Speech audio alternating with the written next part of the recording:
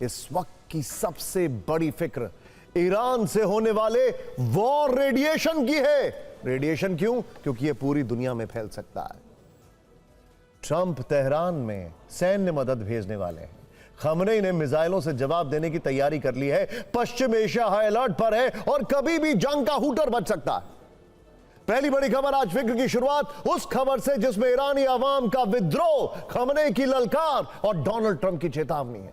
आज की रात पश्चिम एशिया के लिए कयामत की रात होगी, या हो सकती है। ईरान ने अमेरिका की रेडलाइन पार कर दी है और अब ट्रंप की ओर से भीषण सैन्य कार्रवाई की जा सकती है। सूत्रों के मुताबिक अगले कुछ घंटों में ईरान पर कहर ढाया जा सकता है। ईरान ने भी वार्निंग दी है कि अमेरिका की छोटी सी गलत हरकत पर भी पश्चिम एशिया में उसके मिलिट्री बेस पर हमले होंगे। लेकिन इस सब से बेफिक्र डोनाल्ड ट्रंप का कहना है कि ईरान एक महान देश है, लेकिन उस पर एक राक्षस का राज है और इस लड़ाई में जीत मेरी होगी क्योंकि मुझे जीतना पसंद है। डोनाल्ड ट्रंप हैं ये। पश्चिम एशिया में हो रही हलचल पर पहले कुछ बड़े अपडेट नंबर 1, अमेरिका की तरफ से मिलिट्री एक्शन की आशंका के बीच ईरान ने अपने पड़ोसियों को धमकी दी है। इस वक्त की बड़ी खबर हम आपको दिखा रहे हैं, प्ले करिए यहां पर। यह बड़ी खबर, अमेरिका ने कुछ किया तो उसके देश में अमेरिकी मिलिट्री बेस पर हमले होंगे। यह बड़ी खबर। फिर कतर के अल उदैद एयरबेस से कई अमेरिकी सैनिकों को जाने को कहा गया है। सवाल है कि क्या ईरान सीधे अमेरिका की बेस पर हमला करने वाला है? IRGC कमांडर माजिद मुसावी ने भी अमेरिका को वार्निंग दी है, इस हमले के लिए तैयार रहें, कोई गलती मत करना। फिर इस बीच पेंटागन ने डोनाल्ड ट्रंप को बड़े मिलिट्री एक्शन का ड्राफ्ट सौंपा है, जिसकी फाइल वो खुद लेकर घूमते हुए दिखाई दिए हैं, यानी कि ट्रंप। सवाल है कि क्या अमेरिका ईरान के न्यूक्लियर और बैलिस्टिक मिसाइल्स के ठिकानों पर हमला करने वाला है? पेंटागन हाई अलर्ट पर है। अमेरिकी एयरबेस पर 24/7 मूवमेंट हो रहा है। नेवी के वॉरशिप्स पोजीशन ले चुके हैं। हर सेकंड के साथ तनाव बढ़ रहा है और पूरी दुनिया के मन में एक ही सवाल है कि क्या आज रात पश्चिम एशिया से महायुद्ध की शुरुआत होगी? यह एक एग्जैजरेशन नहीं है। खबर यह भी है कि ट्रंप को ईरान में टारगेट की लिस्ट सौंप दी गई है। ट्रंप तक ये file United against nuclear Iran नाम के एक संगठन ने पहुंचाई है। ईरान की इस हिट लिस्ट में वो ठिकाने बताए गए हैं जहां अटैक करने से ईरान को सबसे ज्यादा नुकसान होगा, यानी बहुत ज्यादा नुकसान होगा। अब यहां पर देखने वाली बात क्या है, देखिए इसमें टॉप पर है IRGC का थरल्ला हेडक्वार्टर। ध्यान से देखिए, थरल्ला हेडक्वार्टर क्यों है? इसे ईरानी सेना का नर्व सेंटर कहा जाता है। पुलिस फोर्स पर भी इसका पूरा ऑपरेशनल कंट्रोल है। दूसरे नंबर पर है द कुद्दस सब हेडक्वार्टर्स। देखिए जरा, अब जरा ध्यान से देखिएगा। ट्रंप को सौंपे गए डोजियर में दावा किया गया है कि नॉर्थ और नॉर्थ वेस्ट तेहरान में लोगों पर जुल्म के लिए जिम्मेदार है। इसके बाद ट्रंप की हिट लिस्ट में है द फात, द नसर और घादर सब हेडक्वार्टर। साउथ ईस्ट और सेंट्रल तेहरान पर इनका पूरा कंट्रोल है। इसके अलावा तेहरान में कई गुप्त ठिकाने भी टारगेट पर हैं। ट्रंप को सौंपे गए डोजियर में दावा किया गया है कि यहां से कट्टरता और मनोवैज्ञानिक ऑपरेशन होते हैं। इसके साथ ही ट्रंप के टारगेट पर 23 IRGC बेसेज रीजनल बेस हैं। यह दरअसल तेहरान की 22 अलग अलग नगर पालिकाओं के ठिकाने हैं। यहां से IRGC के क्रूर मिलिशिया ऑपरेशंस होते हैं जिन पर हमला कर अमेरिका ईरान को बड़ा नुकसान पहुंचा सकता है। अगला टारगेट है आले मोहम्मद सिक्योरिटी ब्रिगेड। यह नॉर्थ ईस्ट तेहरान में है। दावा किया जाता है कि प्रदर्शनकारियों पर सबसे पहले इसी ब्रिगेड ने गोलियां चलाई थी। इसके साथ ही ट्रंप के टारगेट पर ईरान की अल जरा सिक्योरिटी ब्रिगेड भी है। डोजियर में कहा गया है कि यहां से भी लोगों पर जुल्म ढाए जाते हैं। ट्रंप इस डोजियर में दिए गए ऑपरेशंस पर विचार कर रहे हैं क्योंकि हर एक्शन का रिएक्शन भी होगा और पेंटागन इसी आकलन में लगा हुआ है। पिछले 2 हफ्ते से ईरान के 100 शहर जल रहे हैं, कई हजार लोग मारे गए, यह दावा किया जा रहा है। एक तरफ ईरानी सुप्रीम लीडर खमनेई की ललकार है तो दूसरी तरफ अमेरिकी राष्ट्रपति डोनाल्ड ट्रंप की खुली धमकी, क्योंकि 24 घंटे में डोनाल्ड ट्रंप ने ईरान को कई धमकियां दी। इससे लगने लगा है कि ईरान पर जल्द एक्शन होने वाला है। ईरान ने भी अमेरिका को चेतावनी देने में कोई कमी नहीं छोड़ी है। सवाल है कि क्या पहले ईरान अमेरिका के बेस पर हमला करेगा या फिर पहले अमेरिका इजराइल के साथ मिलकर ईरान पर बमबारी करेगा? क्योंकि अब धमकी वाली मिसाइल गिराने का वक्त जा चुका है।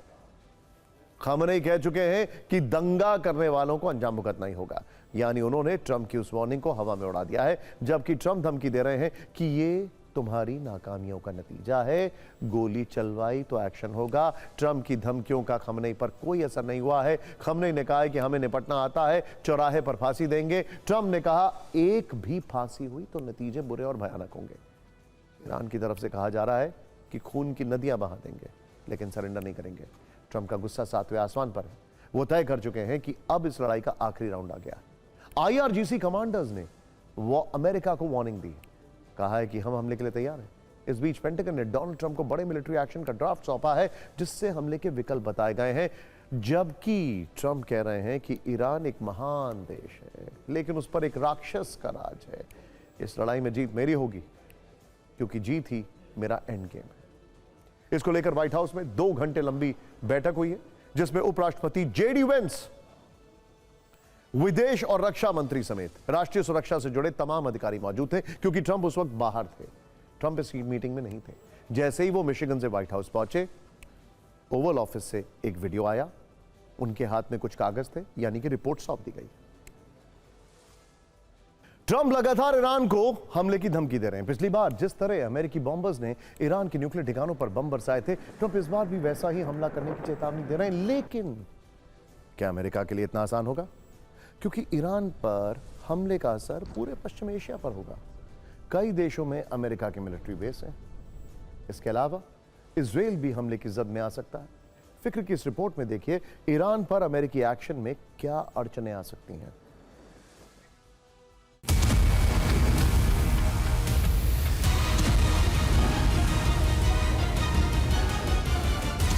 अमेरिका ने 3 जनवरी को वेनेजुएला पर हमला किया और महज 1 से 2 घंटे में वेनेजुएला के राष्ट्रपति निकोलस मादुरो और उनकी पत्नी को किडनैप कर अमेरिका ले आए। लेकिन क्या वो इस तरह की हरकत ईरान में कर सकते हैं? अगर ट्रंप सोच रहे हैं कि वो वेनेजुएला की तरह ही ईरान को झुका लेंगे, तो ये इतना आसान नहीं है। इसके पीछे है ईरान की वो ताकतें जो किसी भी अमेरिकी हमले को बेहद महंगा बना सकती हैं।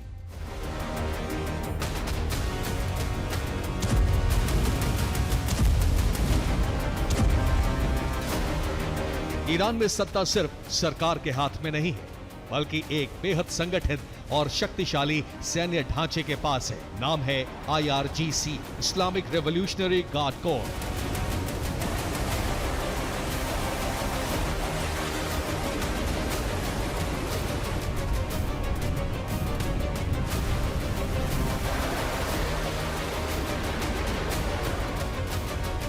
IRGC के पास 1.5 लाख से ज्यादा ट्रेन्ड जवान हैं, अलग कमांड स्ट्रक्चर, एयरफोर्स, नेवी, घातक मिसाइल यूनिट, साइबर आर्मी, पूरे देश में फैले सैन्य ठिकाने, underground base, mobile missile launcher.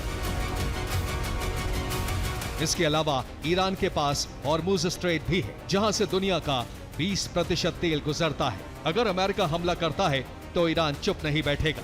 जवाबी कार्रवाई में इजराइल और अमेरिकी सैन्य बेस ईरान के निशाने पर होंगे। सीधी जंग की स्थिति में ईरान के अंदर विरोध प्रदर्शनों का जारी रखना मुश्किल होगा और अमेरिका नहीं चाहेगा कि वो लंबी और महंगी जंग में फंस जाए। ईरान पर हमला करना अमेरिका के लिए आसान नहीं है। ईरान पश्चिम एशिया में अमेरिका को बहुत नुकसान पहुंचा सकता है। अमेरिका के 8 परमानेंट मिलिट्री बेस पर हमला कर सकता है। अमेरिका के सहयोगी इजराइल पर डायरेक्ट अटैक हो सकता है। ईरान में ग्राउंड फोर्स भेजना वॉशिंगटन के लिए सुसाइड मिशन जैसा होगा। ऐसे में साफ है कि ईरान पर हमला सिर्फ सैन्य फैसला नहीं, बल्कि राजनीतिक, आर्थिक और रणनीतिक जोखिमों से भरा कदम है। यही वजह है कि धमकियों के बावजूद अमेरिका आज भी सीधी जंग से हिचक रहा है। Bureau report, TV9, Bharatvarsh.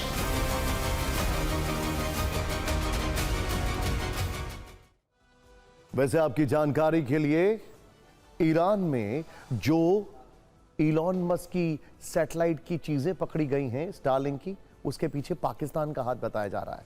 Pakistan की कुंडली खोलते हैं, वहां से 3 बड़े डेवलपमेंट्स आ रहे हैं जिन पर भारत की सुरक्षा के मद्देनजर फिक्र जरूरी है। बहावलपुर में लश्कर जैश के टॉप आतंकियों की सीक्रेट मीटिंग हुई है।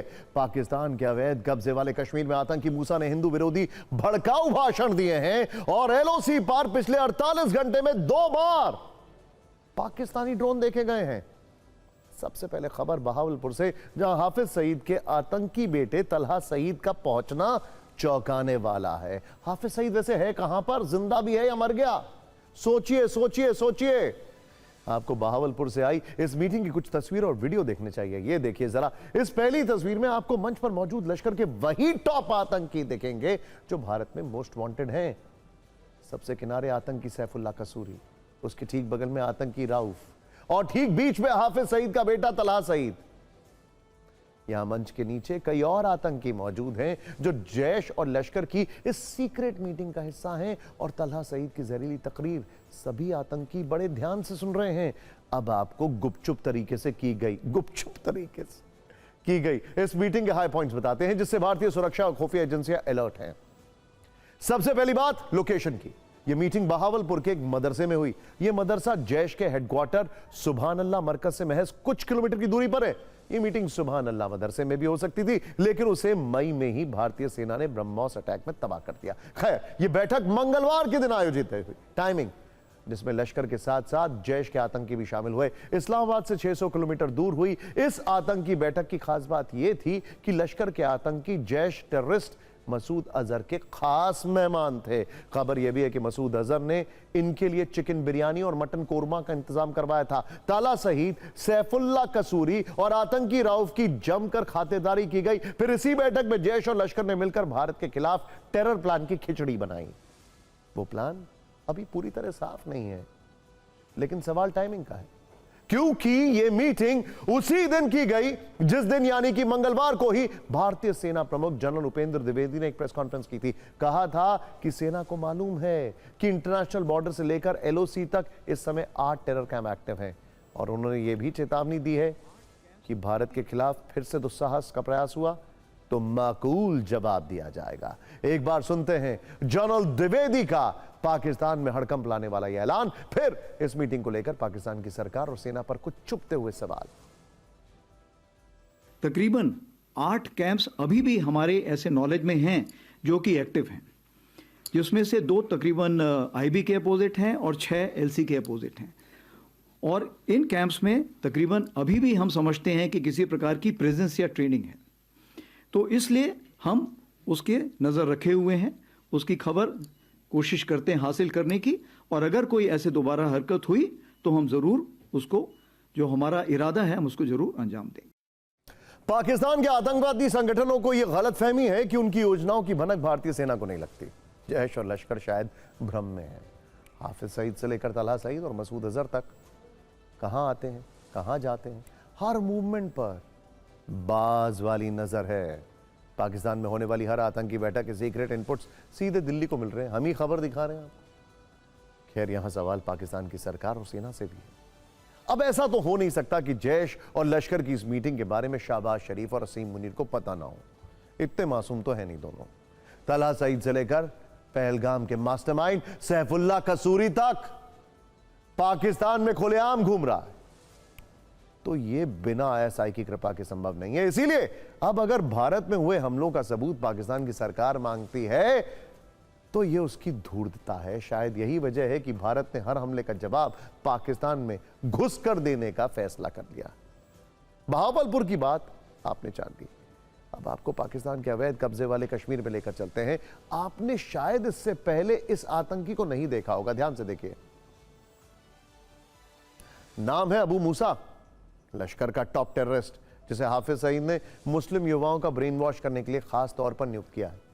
इसके जहरीले भाषण ऐसे होते हैं कि पढ़ा लिखा इंसान भी बहकावे में आ जाए।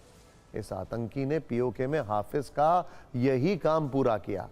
अबू मूसा चंद रोज पहले रावलकोट जिले में पहुंचा था, एलओसी के काफी करीब नजर आया, वहां एक आतंकी कार्यक्रम को संबोधित किया और भारत में रहने वाले करोड़ों हिंदुओं के खिलाफ हिंसक और नफरत से भरी बातें कही। इस आतंकी की बातों को हम मंच नहीं देंगे। लेकिन इसने जो कुछ कहा है उसका भाव आपको बता देते हैं, और शक्ल इसलिए दिखा रहे हैं कि आने वाले कुछ दिन में अगर पता लगा कि ये कहीं मारा गया, कुछ मारा गया, तो आप रिकॉल कर पाए। खैर, कश्मीर की आजादी भीख मांगने से नहीं मिलेगी, हिंदुओं के खिलाफ हिंसा करने से मिलेगी। आतंकी मूसा ने यह भी दावा किया है कि लश्कर ने ये बातें इस्लामाबाद में बैठी सरकार और सेना को भी बता दी है। पाकिस्तान के पीएम शहबाज शरीफ और दूसरे मंत्रियों तक अपना मकसद पहुंचा दिया है। उनसे साफ कहा है कि कश्मीर का मसला सिर्फ आतंक और जिहाद से ही हल होगा।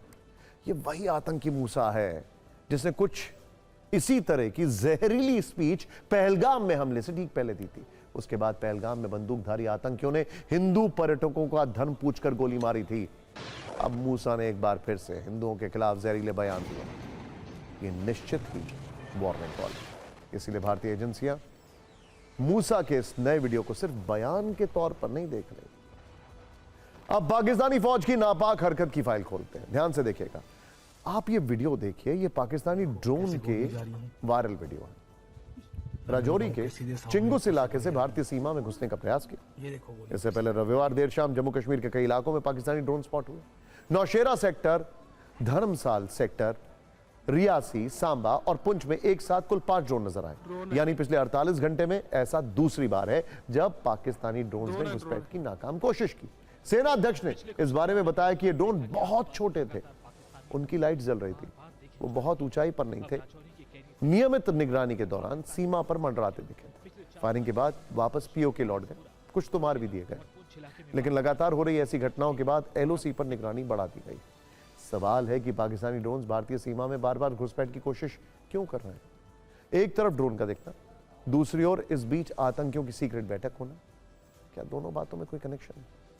पाकिस्तानी सेना और वहां के आतंकी संगठन अचानक से एक साथ क्यों एक्टिव दिख रहे हैं? असीम मुनीर की योजना क्या है? क्या वो फिर से कोई बड़ा षड्यंत्र कर रहे हैं? वैसे मुनीर एंड कंपनी को जान लेना चाहिए कि ऑपरेशन सिंदूर खत्म नहीं हुआ है, वो अभी भी जारी है और भारतीय सेना को पाकिस्तान की एक बड़ी भूल का इंतजार है। अगली खबर जरा ध्यान से देखिएगा, चिंतित है करने वाली है। फिक्र भविष्य के डॉक्टरों की। यह खबर गंभीर और चिंताजनक है। हम इसकी शुरुआत कुछ सवालों से करते हैं, ध्यान से देखिए। क्या इस देश में अब नीट का पेपर खाली छोड़ने वाले भी स्पेशलिस्ट डॉक्टर बनेंगे? क्या अब माइनस 40 नंबर लाने वाले भी स्पेशलिस्ट डॉक्टर बनकर आपका इलाज करेंगे? ये बहस सरकार के एक फैसले से चढ़ी है जिस पर काफी विवाद हो रहा है। केंद्र सरकार ने नीट पीजी में दाखिले के लिए नई कट ऑफ तय की है। नई क्वालिफाइंग कट ऑफ में सबसे बड़ी छूट एससी, एसटी, ओबीसी कैंडिडेट्स को दी गई है। इसीलिए ऐसे सवाल उठ रहे हैं। सोचिए आप किसी को स्पेशलिस्ट डॉक्टर समझकर इलाज कराएं और हो सकता है वो माइनस या 0 नंबर लाने वाला निकले। सबसे पहले एक खबर समझ लेते हैं क्योंकि इस पर सवालों की बाढ़ आ गई है। NBEMS यानी national board of examination in medical sciences ने नीट पीजी में दाखिले के लिए परसेंटाइल कम कर दी। अब जनरल और ईडब्ल्यूएस के लिए 7 और एससी, एसटी, ओबीसी कैंडिडेट्स के लिए परसेंटाइल 0 कर दी गई है। कट ऑफ संशोधन के बाद एससी, एसटी, ओबीसी कैंडिडेट्स को -40 स्कोर करने पर भी एडमिशन मिल जाएगा। आपको बता दें कि परसेंटाइल से किसी छात्र की रैंक पता चलती है और परसेंटाइल को तय करने के लिए परीक्षा में मिले नंबर और कुल उम्मीदवारों की संख्या, इन दोनों की मदद ली जाती है। आपके मन में सवाल यह होगा कि ये परसेंटाइल पहले कितना था? तो बता दें कि इससे पहले 50 परसेंटाइल हासिल करने वाले जनरल कैटेगरी के कैंडिडेट्स को पीजी एडमिशन के लिए एलिजिबल माना जाता था। वहीं एससी, एसटी, ओबीसी कैंडिडेट्स के लिए क्वालिफाइंग कट ऑफ 40 परसेंटाइल थी। यानी जो नई कट ऑफ है उसमें छात्रों को बहुत ज्यादा छूट दे दी गई है। जनरल और ईडब्ल्यूएस उम्मीदवारों के परसेंटाइल कम होने से कट ऑफ स्कोर 276 से घटकर 103 हो गया है। अब सबसे चौंकाने वाला बदलाव एससी, एसटी और ओबीसी कैटेगरी के लिए, जहां क्वालिफाइंग परसेंटाइल 0 करने से -40 नंबर लाने वाले भी मेडिकल की पोस्ट ग्रेजुएशन पढ़ाई कर सकते हैं। और इसी फैसले का बट ऑफ कोर्स विरोध हो रहा है क्योंकि अगर कोई एससी, एसटी, ओबीसी कैटेगरी का कैंडिडेट परीक्षा में पूरा पेपर खाली भी छोड़ देगा तो भी शायद उसका सिलेक्शन हो जाएगा। एमबीबीएस की पढ़ाई के बाद पोस्ट ग्रेजुएशन में छात्र एमएस, एमडी जैसे मेडिकल कोर्सेज में दाखिला लेते हैं। इसके लिए वो नीट पीजी में शामिल होते हैं।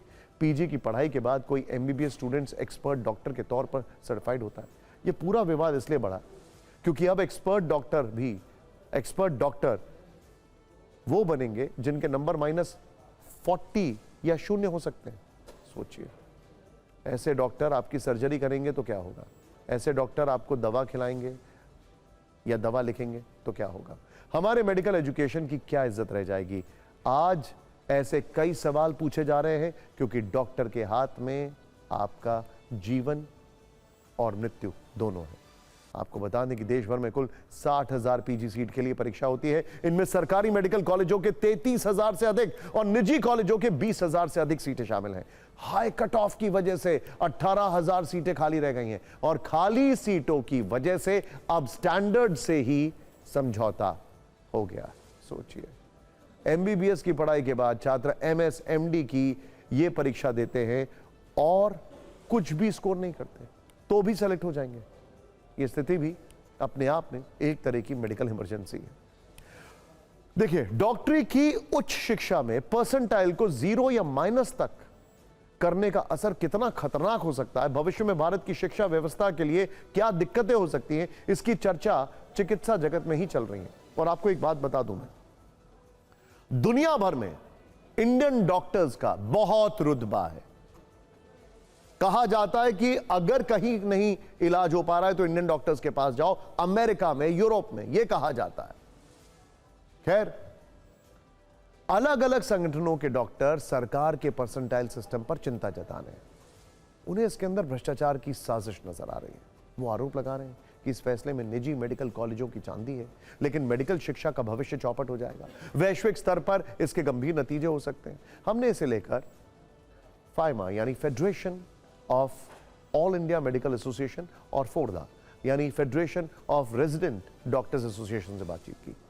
फाइमा ने कहा है कि यह फैसला प्राइवेट कॉलेजों के लिए लॉटरी लगने जैसा है। वहीं फोर्डा का कहना है कि एक एक सीट पर एक निजी कॉलेज करोड़ों रुपए कमाएंगे। एक कॉलेज की कमाई 500 से 1000 करोड़ रुपए तक होगी। फाइमा के मुताबिक जो छात्र मेधावी नहीं होंगे वो पैसे के दम पर सीट खरीद सकेंगे, जिससे योग्य छात्र पीछे रह जाएंगे। वहीं फोर्डा का कहना है कि इस फैसले से अगले 10 साल में अंतर्राष्ट्रीय स्तर पर भारतीय डॉक्टरों को मिलने वाला सम्मान खत्म हो जाएगा। दोनों संगठनों का कहना है कि मेडिकल एजुकेशन में स्टैंडर्ड को मेंटेन रखना होगा। इसके लिए सरकार के सामने वो प्रेजेंटेशन देंगे। फैसले के खिलाफ ये संगठन कोर्ट जाने के विकल्प पर भी विचार कर रहे हैं। ये हास्यास्पद प्रतीत होता है कि कोई व्यक्ति जो कि 0 नंबर भी नहीं ला सका, -40 का मतलब ये होता है कि उसने एग्जाम दिया और एग्जाम में ज़्यादातर क्वेश्चन जो उसने अटेम्प्ट किए वो गलत किए, तो नेगेटिव मार्किंग एक गलत पर मिलती है, तो ऐसे करके -40 तक चला गया।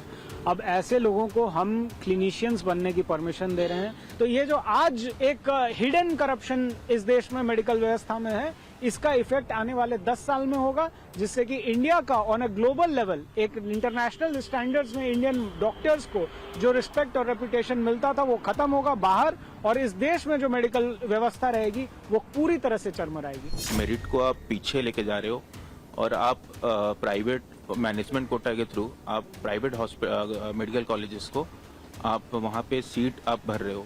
जिनके पास पैसे हैं, जो वेल्दी पीपल है, दे उनके लिए ये चीज़ अफोर्डेबल हो रहा है। और जहाँ पर आप नॉर्मल जो एक मेरिटेज स्टूडेंट है उसको आप पीछे धकेल रहे हो। तो सरकार भी ये चाहती है कि क्वालिटी पे नहीं, वो क्वांटिटी पे प्रेफर कर रही है। उनको बस सीटें भरने से मतलब है, और जो पैसे जितने भी कॉलेजेस हैं उसमें पैसा मिल रहा है उनको। 707 एक जगह टॉपर है, और आप समझिए -40 लेने वाला भी अगर एलिजिबल हो रहा है, 747 नंबर का हम रिडक्शन दे रहे हैं, और जो जनरल कैटेगरी है उसमें 100% से ऊपर गिरावट कर रहे हैं। तो ये हम किस दिशा में जा रहे हैं आप समझ जाइए।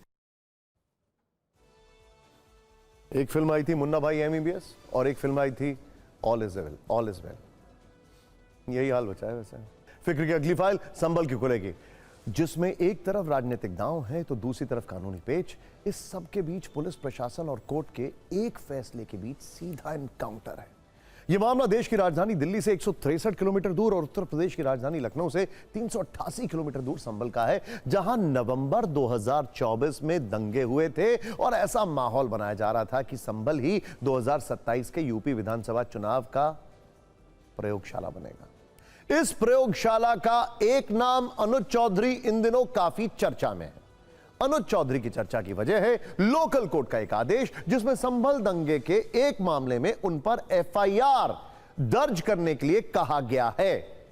लेकिन संभल के एसपी साहब अनुज चौधरी का सुरक्षा कवच बनकर एफआईआर दर्ज नहीं होने दे रहे हैं, जिस पर राजनीति हो रही है। हमने इस पर एक रिपोर्ट तैयार की है जिसे आप यह समझ पाएंगे कि संभल कैसे 2027 के चुनाव की प्रयोगशाला है और अनुज चौधरी पर अब तक एफआईआर क्यों नहीं हुई है। ध्यान से देखिए एक एक चीज। दरअसल इस पूरे मामले की शुरुआत नवंबर 2024 में हुई जब संभल की जामा मस्जिद सर्वे के दौरान हिंसा हुई। आरोप है कि इस हिंसा के दौरान अनुज चौधरी की अगुवाई में 24 वर्ष के आलम नाम के युवक को गोली मारी गई। दावा है कि आलम पापड़ बेचने के लिए बाजार गया था, तभी जामा मस्जिद के पास पुलिसकर्मियों ने उसे गोली मार दी। आलम के पिता यामीन ने कोर्ट में एफआईआर दर्ज करने के लिए याचिका दायर की। कोर्ट में दावा किया गया कि आलम को पहले गोली मारी, फिर उसी के खिलाफ एफआईआर दर्ज की गई। शिकायतकर्ता यामीन ने संभल के तत्कालीन सीओ अनुज चौधरी, तत्कालीन थाना प्रभारी अनुज तोमर और 22 अज्ञात पुलिसकर्मियों को आरोपी बनाने की मांग की। कोर्ट ने शिकायत पर अनुज चौधरी, अनुज तोमर समेत 22 पुलिसकर्मियों पर एफआईआर दर्ज करने का आदेश दिया। 9 जनवरी को संभल के सीजेएम कोर्ट ने यह आदेश दिया, लेकिन आज 14 जनवरी तक अनुज चौधरी के खिलाफ एफआईआर दर्ज नहीं हुई है। संभल के मौजूदा एसपी ने अनुज चौधरी के खिलाफ एफआईआर दर्ज करने से इनकार कर दिया है। एसपी कृष्ण कुमार बिश्नोई ने कहा है कि अनुज चौधरी के खिलाफ एफआईआर दर्ज नहीं की जाएगी। कोर्ट के आदेश के खिलाफ अपील दायर की जाएगी क्योंकि मामले में न्यायिक जांच पहले ही हो चुकी है। घटना के समय वहां पर सीओ क्षेत्राधिकारी जो थे अनुज चौधरी और अमित तोमर, 2 व्यक्ति नाम दर्ज हैं, उनके अलावा 15-20 पुलिसकर्मी थे। सभी के विरुद्ध एफआईआर का आदेश। अब यदि यहाँ एफआईआर दर्ज नहीं होती है तो उसको क्या आपकी अगली कार्रवाई होगी? एफआईआर का आदेश न्यायालय का है, जो कि पुलिस को मानना होगा। अगर फिर भी पुलिस नहीं मानती है, अगर हमारे पास जो वादी मुकदमा है वो आएगा तो हाईकोर्ट के लिए अनुपालन कराने के लिए हाईकोर्ट में रिट दायर होगी। हाईकोर्ट उसको अपने न्यायालय के आदेश को पालन कराएगी। जिन अनुज चौधरी पर एफआईआर दर्ज करने की मांग है वो वर्तमान में फिरोजाबाद में अपर पुलिस अधीक्षक यानी एएसपी ग्रामीण के पद पर तैनात हैं, जबकि अनुज तोमर वर्तमान में संभल जिले की चंदौसी कोतवाली के प्रभारी हैं। इस पूरे मामले का फ्लैशबैक 19 नवंबर 2024 का है, जब वकील हरिशंकर जैन और विष्णु शंकर जैन समेत हिंदू याचिकाकर्ताओं ने संभल जिला अदालत में एक मुकदमा दायर किया था। इसमें दावा किया गया था कि शाही जामा मस्जिद पहले से मौजूद हरिहर नाथ मंदिर के ऊपर बनाई गई है। उसी दिन अदालत के आदेश पर एक सर्वेक्षण कराया गया था, जिसके बाद 24 नवंबर को दूसरा सर्वेक्षण किया गया। दूसरे सर्वेक्षण के बाद संभल में हिंसा भड़क गई थी, जिसमें 4 लोगों की मौत हो गई और 29 पुलिसकर्मी घायल हो गए थे। पुलिस ने हिंसा के सिलसिले में 12 एफआईआर दर्ज की है, जिनमें समाजवादी पार्टी के सांसद जियाउर रहमान बर्क और मस्जिद कमेटी के प्रमुख जफर अली समेत करीब 2000 से अधिक लोगों के नाम शामिल हैं। हालांकि अब जबकि कोर्ट का आदेश अनुज चौधरी पर एफआईआर दर्ज करने का आ चुका है, तब सांसद बर्क ने कानून पर भरोसा जताया और कहा है कि कानून तोड़ने वाला कोई भी हो वो बचेगा नहीं। अब बिहार की राजनीति की बात करते हैं, जिसमें आज एक दही चूड़ा भोज बड़ी चर्चा का विषय। लालू यादव के बड़े बेटे तेज प्रताप यादव ने आज पटना में अपने आवास पर दही चूड़ा भोज दिया, जिसमें पिता लालू यादव तो पहुंचे, लेकिन बड़े भाई के इस भोज में छोटे भाई तेजस्वी यादव नहीं पहुंचे, जिसके बाद यह चर्चा हो रही है कि क्या बड़े भाई और छोटे भाई का झगड़ा अभी खत्म नहीं हुआ है। दरअसल आज तेज प्रताप यादव ने मकर संक्रांति के मौके पर अपने घर में दही चूड़ा भोज का आयोजन किया। इसके लिए उन्होंने अपने पिता लालू यादव, मां राबड़ी देवी और छोटे भाई तेजस्वी यादव समेत बिहार के कई मंत्रियों और सांसदों को बुलाया। उनके इस भोज में राज्यपाल आरिफ मोहम्मद खान, लालू यादव, डिप्टी सीएम विजय सिन्हा पहुंचे, लेकिन तेजस्वी यादव इस भोज में नहीं पहुंचे। इस मौके पर लालू यादव ने यह साफ किया कि वो बेटे तेज प्रताप से नाराज नहीं हैं, वो परिवार के साथ ही रहें, उन्हें हमेशा आशीर्वाद रहेगा। दरअसल 8 महीने पहले तेज प्रताप के अपनी गर्लफ्रेंड के साथ कुछ फोटो सामने आए थे, जिसके बाद उन्हें परिवार, घर और पार्टी से बाहर निकाल दिया गया। लेकिन अब लालू यादव ने उन्हें अपना आशीर्वाद देकर यह संकेत दिए हैं कि वो अपने बेटे से नाराज नहीं है। लेकिन तेजस्वी यादव ने इस भोज से दूरी बनाकर यह संकेत दिया कि दोनों भाइयों के बीच की दूरियां अभी बरकरार हैं।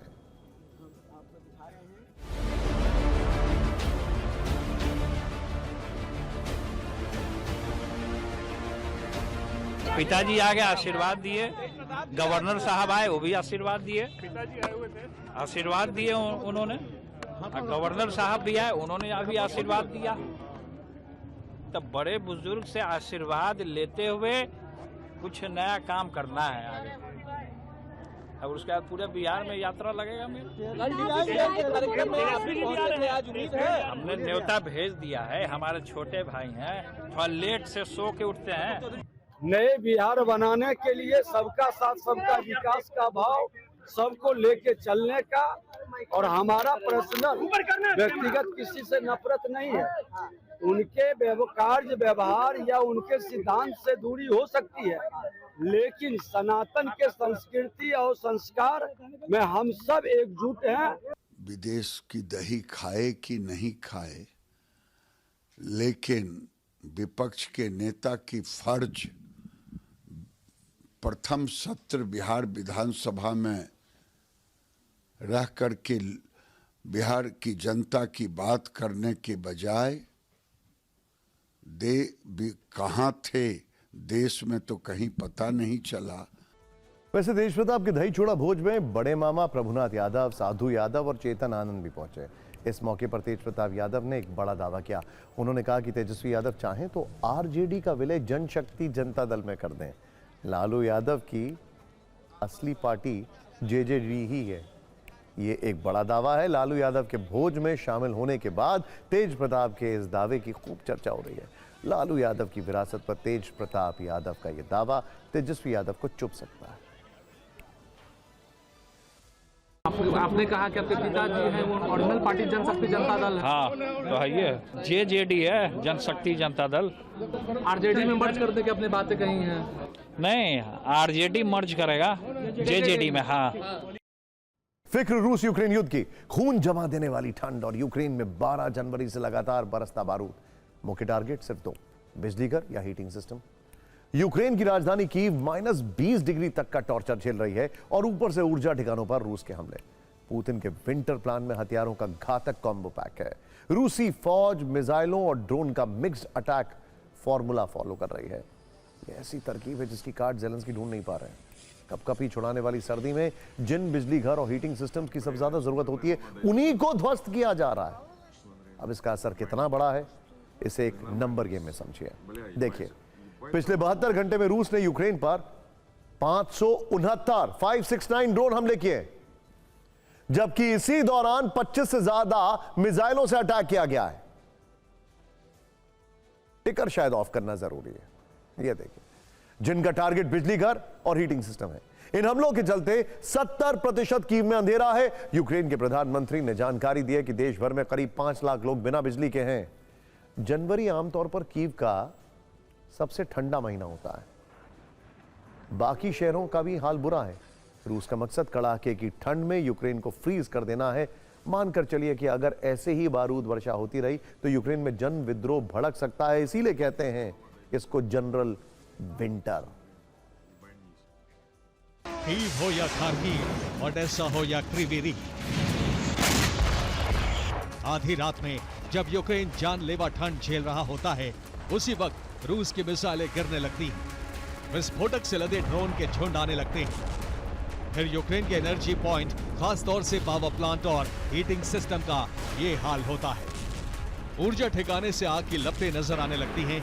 बिजली संकट के साथ सर्दी में गर्म पानी की सप्लाई ठप होने लगती है। 12 जनवरी से एक के बाद एक ऐसे ही वार हो रहे हैं। कीव के 70% इलाकों में अंधकार है। कीव के इरपिन, बुचा और हॉस्टोमेल में पूरी तरह ब्लैकआउट है। कीव के मेयर ने कहा कि करीब 6000 इमारतों में बिजली नहीं। हमले में कीव के सबसे बड़े डी-टेक थर्मल पावर प्लांट को अच्छा खासा नुकसान पहुंचा है। कड़ाके की ठंड में कीव इस वक्त बिजली की किल्लत के सबसे बुरे दौर से गुजर रहा है, लेकिन ये समस्या सिर्फ राजधानी की नहीं। रूसी हमलों के बाद यूक्रेन के दूसरे शहरों में भी पावर स्टेशन जल रहे हैं। Kryvyi Rih, Kharkiv, Odesa, Dnipro, Kherson, Zhytomyr और ज़ेपोरिजिया में अटैक हो रहे हैं।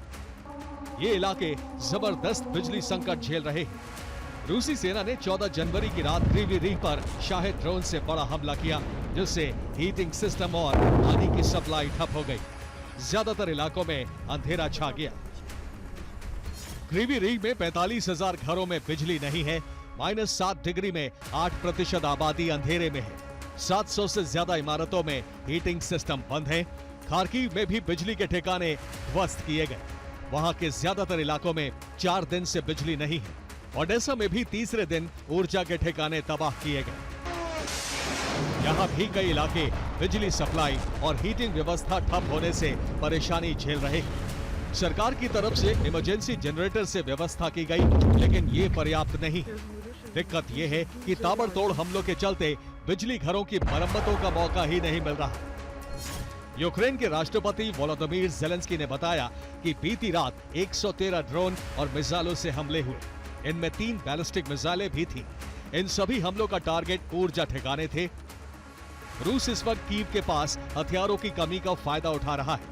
उसे पता है कि यूक्रेन का एयर डिफेंस नेटवर्क कमजोर हो चुका है। ज़ेलेंस्की ने 11 जनवरी को ही यूरोप से अपील की थी कि वो डिफेंस सिस्टम के लिए मिसाइलों की सप्लाई तेज करे, ताकि रूस को जवाब दिया जा सके और भीषण ठंड में एनर्जी ठिकानों की रक्षा हो पाए। लेकिन अब ऐसी खबरें हैं कि यूरोपियन यूनियन पुतिन से बातचीत के पक्ष में है, यानी यूक्रेन अंधकार में डूब रहा है और यूरोप को मॉस्को में उम्मीद की किरण नजर आ रही है। Bureau report, TV9 Bharat news. और फिक्र में आगे बढ़ते हैं। ब्लिंकिट जैसी क्विक कॉमर्स कंपनियों ने अब 10 मिनट में डिलीवरी का दावा हटा दिया है। ये बदलाव डिलीवरी बॉयज की हड़ताल और सरकार के दखल के बाद आया है। सरकार के साथ हुई बैठक में ब्लिंकिट के अलावा स्विगी और ज़ेप्टो ने भी भरोसा दिया है कि वो अब ग्राहकों से समय सीमा का वादा करने वाले विज्ञापन नहीं करेंगे। लेकिन इस फैसले के 24 घंटे बाद जमीनी हकीकत क्या है? क्या अब भी 10 मिनट के अंदर डिलीवरी हो रही है या फिर डिलीवरी बॉयज को कोई राहत मिली है? इसमें कंज्यूमर्स की फिक्र क्या है और डिलीवरी बॉयज को कितनी राहत है? फिक्र के इस रियलिटी चेक में देखिए।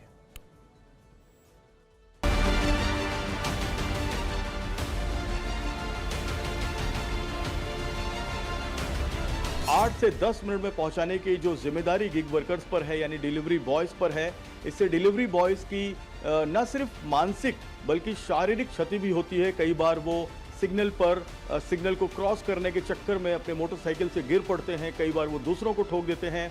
मैं चौधरी परिवार के पास बैठा हूं। ये परिवार फिल्म सिटी रोड पर एक इमारत में रहता है।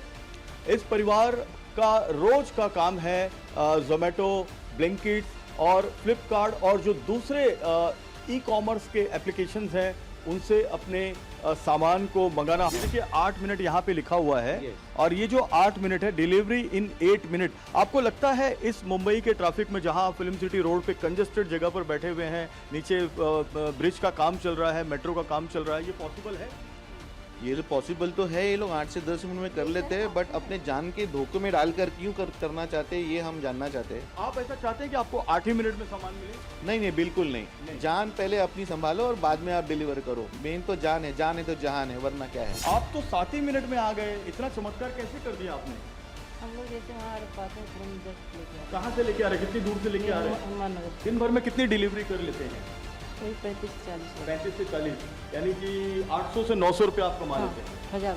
और उसी लालच में आप कितना घंटा भागते हैं भाई साहब? वही 17 घंटे 15 घंटे। सर राहत तो है, बहुत है सर। राहत तो पहले भी थी, अब भी थोड़ी, अब तो और ज़्यादा हो जाएगी। अब तो बंदे कम से कम ये है अपना टाइम से कर भी लेंगे डिलीवरी, ज़्यादा जल्दबाजी नहीं करेगा कोई भी। प्रेशर इस चीज़ का होता है, जैसे कि हम मान लो लॉन्ग पे गए, मान लो 4 किलोमीटर 5 किलोमीटर गए, उधर से आते समय अगर 10 मिनट का अगर ट्रैफिक रहता है तो उसमें हमारा चेकआउट हो जाता है, हमारा इंसेंटिव मरा जाता है। उसमें का लिमिट नहीं होना चाहिए। सही में टाइम का लिमिट होने के चक्कर में हम लोग का भी इंसेंटिव खराब होता है, प्लस हम लोग का डर रहता है कि एक्सीडेंट कब हो जाए, क्या हो जाए, फैमिली को कौन देखेगा। सरकार तो सिर्फ कहती है, बाकी तो कंपनियां तो ऐसी है, कंपनियां तो अपने कस्टमर को देखती है, राइडर को कुछ देखती नहीं है। सर 10 मिनट से हटाने से कोई सुविधा नहीं होगी। कंपनी सबसे अच्छा पैसे करे और टाइमिंग सही कम करे हमारी। और फिक्र में आगे बढ़ते हैं और बात करते हैं ट्रंप की ग्रीनलैंड वाली धमकी की। दुनिया की सबसे ठंडी और बर्फ से ढकी जमीन आज भविष्य की सबसे बड़ी रणनीतिक दौड़ का केंद्र बन गई है। बर्फ के नीचे छिपा है ऐसा खनिजों का खजाना जिस पर ट्रंप की नजरें साफ दिखाई दे रही हैं। अब आपको एक मैप दिखाते हैं जिससे आपको समझ में आ जाएगा कि ट्रंप ग्रीनलैंड के लिए क्यों बेताब है। पूरे ग्रीनलैंड में कई बेशकीमती खनिज और धातुएं मौजूद हैं। टाइटेनियम, रेयर अर्थ डायमंड, तांबा, सोना, टंगस्टन, ग्रेफाइट, लो आयस्क, जिंक और निकल की इसमें भरमार है। ग्रीनलैंड में 60 लाख टन ग्रेफाइट है। यहाँ 2,35,000 टन लिथियम है। ग्रीनलैंड के नीचे 28.43 अरब बैरल तेल के बराबर हाइड्रोकार्बन होने का अनुमान है। हैरानी की बात यह है कि ग्रीनलैंड में 1100 से ज्यादा खनिज तल पहचाने जा चुके हैं। यही वजह है कि ट्रंप को किसी भी कीमत पर ग्रीनलैंड चाहिए। और अब तेजी से देखते हैं टॉप 9 खबरें। पहली बड़ी खबर इस वक्त जो हमारे सामने आ रही है, कैश मामले में इलाहाबाद हाईकोर्ट के जज जस्टिस यशवंत वर्मा ने लोकसभा की समिति के सामने अपना बचाव किया। अपने जवाब में उन्होंने कहा कि आग लगने की घटना के वक्त वो घर पर मौजूद नहीं थे और घटनास्थल से कुछ भी बरामद नहीं किया गया। यहां तक कि अधिकारियों ने उस जगह को भी सुरक्षित नहीं किया। खैर, आईपैक दफ्तर रेड मामले में ममता बनर्जी के खिलाफ एफआईआर दर्ज करने को लेकर कल सुप्रीम कोर्ट में सुनवाई होगी। एजेंसी ने सीएम ममता पर मुकदमे की मांग की है। ईडी का आरोप है कि उसके अधिकारियों को डराया और धमकाया गया। उधर कलकत्ता हाईकोर्ट ने आज टीएमसी की उस याचिका को खारिज कर दिया जिसमें पार्टी ने गोपनीय राजनीतिक डेटा की सुरक्षा की मांग की थी। कर्नाटक के सीएम की कुर्सी को लेकर जारी विवाद के बीच राहुल गांधी ने मुख्यमंत्री सिद्धरामैया और deputy CM DK Shivakumar से मुलाकात की। खबर की बातचीत में लीडरशिप का मुद्दा उठाया गया है। इस मीटिंग के बाद डीके शिव कुमार ने एक पोस्ट में लिखा कि कोशिश भले नाकाम हो जाए, प्रार्थना व्यर्थ नहीं जाती। दिल्ली के एक स्पेशल कोर्ट ने यूएपीए मामले में कश्मीरी अलगाववादी आसिया अंद्राबी को दोषी ठहराया है। अब 17 जनवरी को सजा पर फैसला सुनाया जाएगा। एनआईए ने अंद्राबी पर 2 सहयोगियों के साथ मिलकर नफरत भरे भाषणों से भारत के खिलाफ युद्ध छेड़ने, आपराधिक साजिश रचने और गैर कानूनी गतिविधियों के आरोप लगाए। दिल्ली में तमिलनाडु से आने वाले केंद्रीय मंत्री एल मुरुगन के आवास पर पोंगल उत्सव में पीएम मोदी शामिल हुए। उन्होंने यहां गौ सेवा भी की। इससे पहले पीएम ने मकर संक्रांति, भोगाली, बिहू, पोंगल के अवसर पर देशवासियों को शुभकामनाएं दी। जबकि मकर संक्रांति पर अहमदाबाद में गृह मंत्री अमित शाह ने पतंग भी उड़ाई है। विदेश मंत्री एस जयशंकर और अमेरिका के विदेश मंत्री मार्को रूबियो के बीच कल फोन पर बातचीत हुई है। इसमें trade deal, nuclear energy, critical minerals और इंडो पैसिफिक सिक्योरिटी जैसे बड़े मुद्दों पर सकारात्मक अंदाज में बात हुई है। इस बातचीत में संकेत दिए हैं कि भारत अमेरिका रिश्ते अब अगले गियर में शिफ्ट हो रहे हैं। मकर संक्रांति पर माता वैष्णो देवी के भक्तों के लिए खुशखबरी है। श्री माता वैष्णो देवी श्राइन बोर्ड ने पवित्र धाम में पुरानी गुफा को श्रद्धालुओं के लिए दर्शन के लिए फिर से खोल दिया। इस मौके पर पूजा अर्चना, वैदिक मंत्रोच्चारण और धार्मिक विधि विधान के साथ गुफा का विधिवत शुभारंभ किया गया है। भारत की वृद्धि दर चालू वित्त वर्ष में 7.5 से 7.8%, जबकि 2026-27 में 6.6 से 6.9% की दर से बढ़ने का अनुमान है। सलाहकार कंपनी डेलॉयट इंडिया ने यह जानकारी दी है। डेलॉयट इंडिया को उम्मीद है कि त्योहार के दौरान मांग और सर्विस सेक्टर की मजबूती से जीडीपी में सुधार होगा। थाईलैंड में ट्रेन पर क्रेन गिरने से 22 लोगों की मौत हो गई, 80 लोग घायल हो गए। ज्यादातर स्कूली छात्र हैं। ये दुर्घटना सुबह करीब 9 बजे बैंकॉक से 230 किलोमीटर दूर हुई है। अधिकारियों ने बताया कि क्रेन के अचानक गिरने से ड्राइवर को ब्रेक लगाने का मौका नहीं मिला, जिससे कई डब्बे पटरी से उतर गए और कई डब्बों में आग लग गई।